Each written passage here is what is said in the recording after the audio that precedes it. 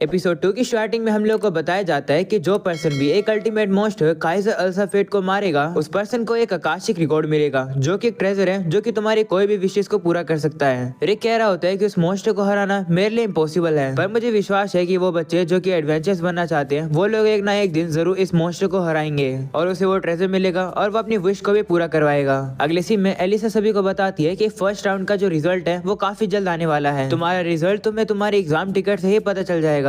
अगर वो blue glow करेगा तो तुम पास हो जाओगे और सेकंड राउंड के अंदर तुम मॉक बैटल में पार्टिसिपेट कर पाओगे। वह परिक तो काफी नर्वस होता है, वो सोच रहा होता है कि क्या मैं पास हो भी पाऊंगा। तो रिनेट अब उसे कहती है कि चिंता मत करो, तुम जरूर पास होगे। ये सुनकर एक मन में सोचता है कि रिनेट कितनी दयालु है, काश मैं 10 साल छोटा होता, मैं उसी से शादी कर लेता। तभी रिनेट अब उसे कहती है कि अगर तुम फेल हो जाओगे तो हम तुम्हारी ट्रेनिंग को 3 गुना और बढ़ा देंगे। ये सुनकर एक डर जाता है, तभी वो देखता है कि उसकी जो टिकट होती है वो अब ब्लू ग्लो कर लेती है। ये देखकर वो खुश होता है कि वो पास हो गया। इसके बाद अब वो लोग बाहर जाते हैं जहाँ पर अब रिक को कुछ बदबू आने लगती है। तभी अब वहाँ पर एक और एडवेंचर आ जाता है जो कि अब रिनेट को छेड़ने लगता है। वो अब उसे बताता है कि वो डेयरवुड फैमिली का सबसे बड़ा बेटा है जो कि नॉर्थ को गवर्न करते हैं और उसका नाम है रास्टर। ये सुनकर रिक कहते हैं कि ये तो अजीब नाम है, मैं तो इसे नॉर्दी बुलाऊंगा। नॉर्दी अब रिनेट से कहते हैं कि क्या मैं तुम्हारा नाम जान सकता हूँ। तो रिनेट अब उसे अपना नाम बता देती है। ये देखकर रिक अब सोचता है कि क्या ये जो नॉर्दी है ये भी एग्जाम में पार्टिसिपेट करने वाला है। वो उसे उसका नाम बताता है, जो सुनकर नॉर्दी उससे कहता है कि मैंने तो तुमसे पूछा ही नहीं, तुम तो कितने डल अडेढ़ उम्र के आदमी हो। इसके बाद अब नॉर्दी रिनेट से और ज्यादा फ्लर्ट करने लगता है। वो उसे कहता है कि क्या तुम मेरी दूसरी वाइफ बनोगी।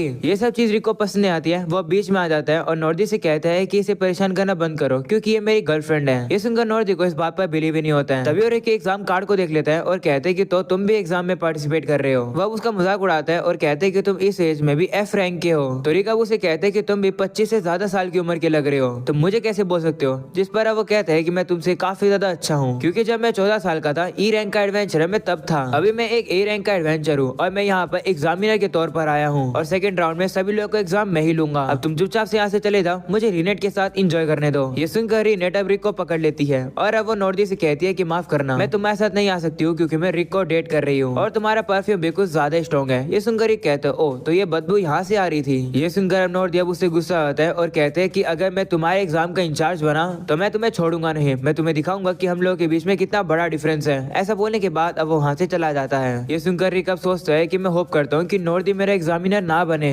इसके बाद रिक अब थोड़ा सा शर्मा जाता है और अब वो रिनेट से कहते हैं कि माफ करना, मैंने तुम्हें अपनी गर्लफ्रेंड बता दिया। तो वो अब उसे कहती है कोई बात नहीं, वैसे भी मैं खुश हूँ क्योंकि तुमने मुझे परेशानी से बचाया। ये सुनकर रिक थोड़ा सा शर्मा जाते हैं और अब अगले सीन में हम लोग को नॉर्दी को दिखाया जाता है जो कि रिक के ऊपर अब काफी ज्यादा गुस्सा है, उसे बदला लेने के लिए पूरी तरीके से तैयार है। तभी अचानक से वहाँ पर फ्रीड और एंजेलिका आ जाते हैं। दरअसल नॉर्दी उन लोगों का बड़ा भाई है। वो लोग अब उसे बताने लगते हैं कि एक अडेढ़ उम्र के आदमी ने हम लोग को परेशान किया और हमें हरा भी दिया। ये सुनकर नॉर्दी कहते हैं कि ऐसी बात है तो हम लोग उसे माफ नहीं करेंगे। वो थोड़ा सोचता है और कहते हैं क्या अडेढ़ उम्र का आदमी, कहीं ये रिक की तो बात नहीं कर रहे हैं। वो उन लोगों से कहते हैं कि क्या तुम्हें उसका पार्टिसिपेट नंबर याद है। तो वो कहते हैं हाँ। ये सुनकर नॉर्दी के दिमाग में एक इवल आइडिया आ जाता है और अब अगले सीन में रिक जा ही रहा होता है अपनी मॉक बैटल करने के लिए। वही रिनेट अब उसे कहती है कि थोड़ा सा होल्ड बैक करना, जिस पर रिक कहता है कि मैं होल्ड बैक कैसे करूंगा, मैं तो काफी कमजोर हूँ और मुझे काफी स्ट्रेस भी हो रहा है, कहीं नॉर्दी मेरा एग्जामिनर न बन जाए। तभी वहाँ पर एक बंदा आ जाता है और कहते हैं कि तुम रिक हो ना, मेरा नाम लिंक्स है, सेकंड राउंड के एग्जाम में तुम्हारा एग्जामिनर मैं बनूंगा। ये सुनने के बाद रिक काफी ज्यादा खुश होता है कि उसका जो एग्जामिनर है वो नॉर्दी नहीं है। इसके बाद लिंक्स अब कहने लगता है कि वैसे कहना पड़ेगा कि मैं सरप्राइज हूँ, तुम पहले एक 30 साल के रिसेप्शनिस्ट थे और अब तुमने जॉब बदल के तुम एक एडवेंचर बन गए हो। तो रिक कहता है हाँ पता है कि मैं लेट हूँ। जिस पर अब वो उसे कहते हैं नहीं, मुझे तो तुम्हारा डिटर्मिनेशन काफी पसंद आया, तुमने मुझे मोटिवेट किया है, मैं भी तुम्हारी तरह ही अडेढ़ उम्र का आदमी हूँ। मैं 24 साल की उम्र में एडवेंचरर बना हूँ और अगर तुमने अपनी 30 साल की उम्र में एडवेंचर बनना शुरू किया है तो इसका मतलब है कि तुम्हारे पास कोई चीज होगी जो कि तुम अचीव करना चाहते हो। तो रिक कहते हैं हाँ मेरा एक ड्रीम तो है जो कि मैं अचीव करना चाहता हूँ, पर तुम्हें कैसे पता। जिस पर लिंक्स कहते हैं कि मैं तुम्हें समझ सकता हूँ क्योंकि हम दोनों एक ही जैसे हैं। फिलहाल अभी मैं 40 साल का हूँ और मुझे अपना सपना पूरा करने के लिए A रैंक का बनना होगा, पर मुझे B रैंक का एडवेंचर बनने में ही 20 साल लग गए, पर मैं गिव अप नहीं करूंगा। ये सुनकर रिक सोचता है कि ये तो बिल्कुल मेरी तरह है, इतनी ज्यादा उम्र होने के बाद भी ये इतना ज्यादा पैशनेट है। रिक अब उसे कहते हैं कि मैं तुमसे मॉक बैटल करने के लिए काफी ज्यादा एक्साइटेड हूँ। तो लिंक्स भी कहते हैं हाँ पर मैं तुम्हें कोई भी स्पेशल ट्रीटमेंट नहीं दूंगा। जिस पर रिक कहते हैं हाँ मैं यही चाहता हूँ। लिंक्स अब उसे कहते हैं कि क्या एग्जाम के बाद तुम मेरे साथ ड्रिंक करने चलोगे। जिस पर रिक कहते हैं हाँ जरूर। तभी हम लोग को पता चलता है कि सारी बातों को छुपकर नॉर्दी सुन रहा था। अगले सीन में नॉर्दी वापस जा रहा होता है और अब रिक के साथ हाथ मिलाने के बाद उसे पता चल जाता है कि रिक ने कितनी ज्यादा ट्रेनिंग करी होगी, वो भी अब काफी ज्यादा मोटिवेट हो गया है। तभी अचानक से अब उसके पास नॉर्दी आ जाता है और अब अगले सीन में हम लोग को रिक को दिखाया जाता है जो कि काफी ज्यादा खुश होता है कि नॉर्दी उसका इंचार्ज नहीं है। तभी वहाँ पर एक बंदा आता है और वहाँ के सभी सभी लोग को बताता है कि जो तुम सभी लोग का इंचार्ज है जिसका नाम लिंक्स है वो अचानक से बीमार हो गया है, तो वो नहीं आ सकता है, उसकी जगह रास्टर आएगा। ये सुनकर एक थोड़ा सा हैरान होता है और सोचता है कि लेकिन लिंक्स तो बिल्कुल सही लग रहा था, वैसे ही रास्टर कौन है? तो अब रीनेट उसे बताती है कि रास्टर वही है जो कि वो परफ्यूम वाला बंदा था। ये सुनकर एक डर जाता है और कहता है क्या नॉर्दी? तो रीनेट अब उसे कहती है हाँ, और अगर वो डेयरमूट है तो जरूर वो एंजेलिका और फीड का बड़ा भाई होगा। ये सुनने के बाद तोरिक काफी डर जाता है। वहाँ पर जितने भी एडवेंचर्स होते हैं वो कहते हैं कि अब तो हमारी बैंड बच जाएगी, क्योंकि जो नॉर्दी है वो 17 साल की उम्र में ही रैंक 1 का एडवेंचर बन गया था और उसे मैन ऑफ 1000 स्पेल्स कहा जाता है। साथ में उसे एफ रैंक का क्रशर भी कहा जाता है। जो नए एडवेंचर्स पर उसकी नजर होती है वो उन्हें बिल्कुल भी नहीं छोड़ता है। ये सुनकर एक और डर जाता है और कहते हैं कि अगर ऐसी बात है तो नॉर्दी मुझे छोड़ेगा ही नहीं। और अब अगले सीन में नॉर्दी को ही दिखाया जाता है जो कि अपनी पावर्स का यूज करके अब सभी लोग की बैंड बजा रहा होता है। तभी अब वो कुछ एलीट गार्ड से कुछ कहता है। इसके बाद हम लोग को वापिस रिक को दिखाया जाता है जो कि काफी नर्वस है। वो कह रहा होता है कि अब मैं क्या करूं? तो रीनेट कहती है कि तुम इतनी चिंता क्यों कर रहे हो? जिस पर वो कहते हैं कि चिंता तो करूंगा ही ना।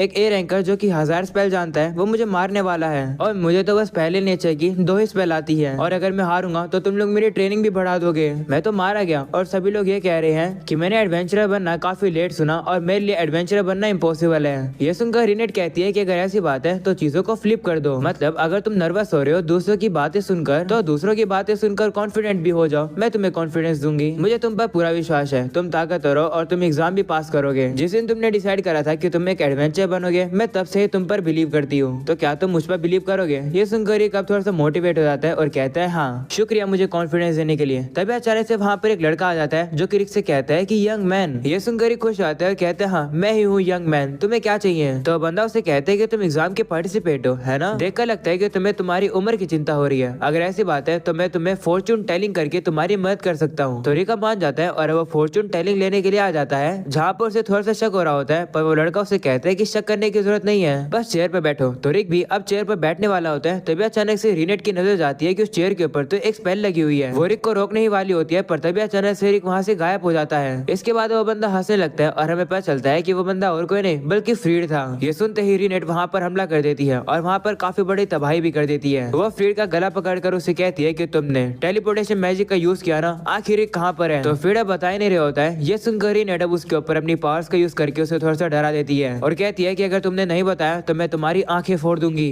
तो फ्रीड अब डर जाता है और कहता है कि जो टेलीपोर्टेशन मैजिक होती है वो काफी ज्यादा कॉम्प्लेक्स होती है, तो मैं रिक को यहाँ से सिर्फ 1000 मीटर ही दूर भेज पाया। और अब अगले सीन में हम लोग को रिक को ही दिखाया जाता है जो कि एक अलग ही जगह पर आ चुका है। वह सोच रहा होता है कि वो कहाँ पर आ गया, तभी अचानक से अब उसके पास काफी सारे लोग आ जाते हैं और उसे कहते हैं कि हम तुम्हें मारने आए हैं, हम लोग डेयरमूट के एलीट गार्ड हैं। ये सुनकर रिक सोचता है इसका मतलब ये सभी लोग उन लोग के गार्ड हैं। वहीं अब एक बंदा कहता है कि राष्ट्र को अपने हाथ खराब करने की जरूरत नहीं है, इस बंदे को हमें मार देंगे। वो सुनकर रिक कहते हैं कि ये गलत बात है, जिस पर वो बंदा कहता है कि कुछ गलत बात नहीं है, हमारी जो ताकत है वो बी रैंक के बराबर की है और कुछ लोग तो ए रैंक के भी हैं, हम तुम्हें छोड़ेंगे नहीं। ये सुनकर रिक अब डर जाता है और कहता है कि मैं तो इनसे कभी नहीं जीत पाऊंगा। तभी अचानक से हम लोग देखते हैं कि वहाँ पर रिक के वही सीनियर्स आ जाते हैं जो कि सोच रहे होते हैं कि आखिर रिक यहाँ कैसे आ गया। वो और कब रिक से कहते हैं कि तुम तो एग्जाम में गए थे ना, तो तुम यहाँ क्या कर रहे हो? वह पर ये देखकर सभी लोग हैरान हो जाते हैं कि ये और बात कैसे कर पा रहा है। तभी वो बंदा आकर उस औरत से कहता है कि तुम्हें क्या चाहिए, क्या तुम मरना चाहते हो? तो रिक अब उस औरत से कहता है कि इन्हें माफ कर दो, ये तो बस एग्जाम से पहले मेरा वार्म अप करा रहे हैं। ये सुनकर वो कहता है कि अगर ऐसी बात है तो मैं भी मदद करता हूँ। ये सुनने के बाद रिक अब उस बंदे यानी कि उस बूढ़े बंदे से कहता है कि तुम सभी लोग खतरे में हो, यहाँ से चले जाओ। पर अब वो बंदा रिक की बात नहीं मानता है, वो सीधा ही उस औरत के ऊपर हमला करने के लिए अपने साथियों से कह देता है। और अब जैसे वो बंदा अपनी तलवार से उस औरत के ऊपर हमला करता है, उस बंदे की तलवार ही टूट जाती है और अब और उस बंदे को बताने लगता है कि तुम्हारी गलती क्या है। जो सुनकर वो बंदा गुस्सा होता है और उसे मुक्का मारता है, पर वो और उसकी मुक्के को पकड़कर काफी जोर से उसके हाथ को दबा देता है, जिससे कि उस बंदे का हाथ ही टूट जाता है। उसे अब काफी दर्द होने लगता है। ये देखकर वो और अपनी पावर को यूज करके उसके हाथ को ही सीधा हील कर देता है। इसके बाद वो और का वापस उसे बताने लगता है कि आखिर तुम्हारी गलती क्या है और तुम्हें क्या इंप्रूवमेंट करनी चाहिए। ये देखकर सभी सोचते हैं कि ये और बात कर पा रहा है और मैजिक भी यूज कर पा रहा है। तो वो वाला बंदा कहता है कि ये तो इम्पॉसिबल है, कहीं ये लोग वो तो नहीं है। तभी हम लोग रिक के दूसरे सीनियर को देखते हैं। वो रिक से कहता है कि मैं समझ गया कि तुम मुश्किल में पड़ गए हो ना, चलो मैं चीजों को शांति से सोल्व कर देता हूँ। ऐसा बोलने के बाद वो सीधा एक गन को बाहर निकाल देता है और कहते हैं कि ये मेरा न्यू इन्वेंशन है। ऐसा बोलने के बाद वो उन बंदों के ऊपर शूट कर देता है। जो देख कर उसे कहते हैं कि तुम तो कहते थे कि तुम चीजों को शांति से करोगे। तभी अचानक से वो गुंडा उसी लड़की को पकड़ लेता है जो कि रिक की सीनियर है। वो गुंडा सभी से कहता है कि कोई भी हिलना मत, नहीं तो मैं इस लड़की को मार दूंगा। जो देख कर रिक उस गुंडे से कहता है कि तुम्हें क्या कर रहे हो, क्या तुम मरना चाहते हो?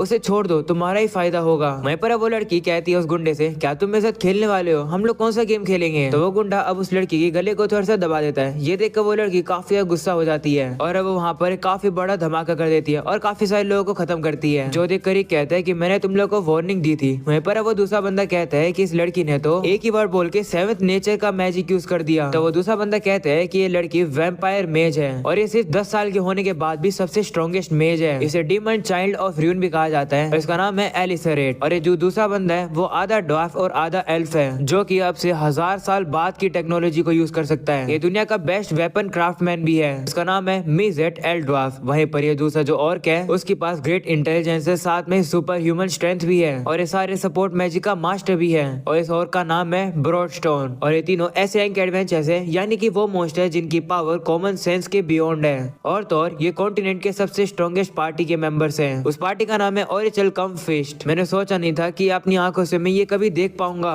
अब मैं चैन से मर सकता हूँ। तभी हम लोग उसी लड़की को देखते हैं जो कि अपनी पावर को यूज करके अब सभी लोगों को उड़ा देती है। वहीं पर ये देखकर ये कहते हैं कि चलो मैं तो जा रहा हूँ अपना एग्जाम देने। अगले सीन में हम लोग देखते हैं रिनेट को, जो कि फिड को पकड़े रहती है। वो उसे कहती है कि वो उसे जब तक नहीं छोड़ेगी जब तक रिक वापस नहीं आ जाता। तो फिड कहता है कि वापस नहीं आएगा। तभी हम लोग देखते हैं कि रिक अब अचानक से वहीं पर आ जाता है, जो देखकर फिड हैरान हो जाता है और कहते हैं कि तुम तो बिल्कुल भी चोटिल नहीं हो, पर कैसे। वहीं पर रिनेट फिड को काफी दूर फेंक देती है। रिका पूछता है कि यहाँ पर तोड़फोड़ कैसे हुई है, जिस पर रिनेट कहती है कि मैंने थोड़ी सी दीवार को तोड़ दिया। तभी अचानक से हम लोग देखते हैं कि वहाँ पर लिंक्स आ जाता है और वो नीचे गिर जाता है। उसकी हालत काफी ज्यादा बुरी होती है। वो बताता है कि उसकी ये हालत नॉर्दी ने करी है। ये सुनकर रिक समझ आता है कि नॉर्दी ने उसकी ऐसी हालत इसलिए करी है क्योंकि लिंक्स की जगह नॉर्दी इंचार्ज बनना चाहता था। लिंक्स अब कहता है कि नॉर्दी ने मुझसे पूछा था कि मेरा क्या सपना है। तो मैंने उसे बताया कि मेरा सपना है कि मैं अपने होम टाउन में वापस जाकर बच्चों के लिए एक स्कूल बनाऊंगा, उन बच्चों के लिए जो कि एडवेंचर्स बनना चाहते हैं। जैसे उसने मेरे यह सपना सुना, उसने मुझे एक जगह पर फेंक दिया और कहा कि मैं ऐसा कुछ भी नहीं कर पाऊंगा। नॉर्दी ने उसकी मार मार के बुरी हालत कर दी थी और कहा था कि तुम जैसे बूढ़े लोग ही हमारी सोसाइटी को खराब करते हैं। ऐसा बोलने के बाद नॉर्दी अब उसे बांध कर वहाँ से चला जाता है। लिंक्स कहते हैं कि मैं फ्रस्ट्रेटेड था, कुछ भी उसे बोल नहीं पाया। लगता है कि मेरी ही गलती है। मेरे जैसे पर्सन कोई ड्रीम नहीं रख सकता है। रिक तुम भी इस एग्जाम से बाहर हो जाओ, नहीं तो वो तुम्हारी भी बुरी हालत कर देगा मेरी तरह। ये सुनकर रिक अब उसे कहता है कि नहीं, ऐसा नहीं होगा और चिंता मत करो, किसी भी एज में कुछ शुरू करना लेट नहीं होता है। ऐसा बोलने के बाद रिक अब काफी गुस्से में वहाँ से चला जाता है। दूसरी तरफ अब नॉर्दी को दिखाया जाता है जो कि काफी सारे एडवेंचर्स को अपनी पावर को यूज करके मार रहा होता है। तभी वहाँ पर एलीट गार्ड का एक बंदा आता है और अब वो उसे बताता है कि हम लोग रिक को नहीं हरा पाए, हमें माफ कर दो।